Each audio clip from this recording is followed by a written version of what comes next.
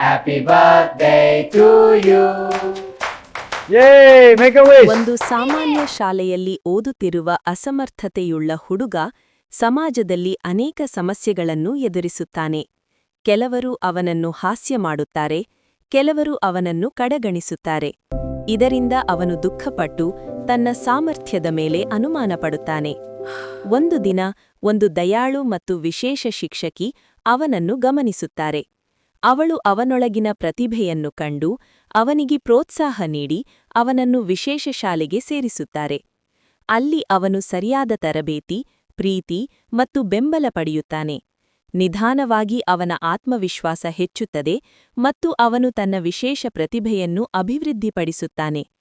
ಕೆಲ ವರ್ಷಗಳ ನಂತರ ಅವನು ಯಶಸ್ವಿಯಾದ ಯುವಕನಾಗಿ ಮತ್ತೆ ತನ್ನ ಹಳೆಯ ಶಾಲೆಗೆ ಬರುತ್ತಾನೆ. ಅಲ್ಲಿ ಎಲ್ಲರ ಮುಂದೆ ತನ್ನ ಪ್ರತಿಭೆಯನ್ನು ಪ್ರದರ್ಶಿಸಿ ಸಮಾಜಕ್ಕೆ ಒಂದು ಮಹತ್ವದ ಸಂದೇಶ ನೀಡುತ್ತಾನೆ.